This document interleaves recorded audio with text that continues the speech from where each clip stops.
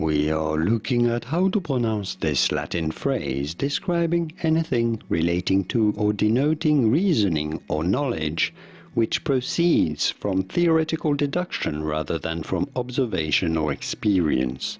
Since this is a Latin phrase, there are different correct ways of saying it that are used.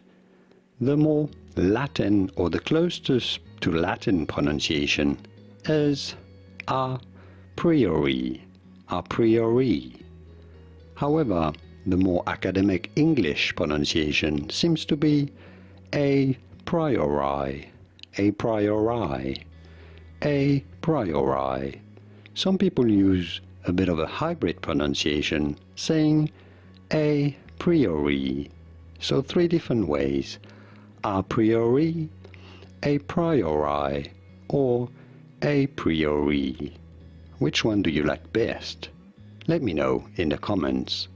Here are more videos on how to pronounce more Latin phrases and words and expressions that are very useful in English, but whose pronunciations aren't exactly always obvious. I'll see you there to learn more.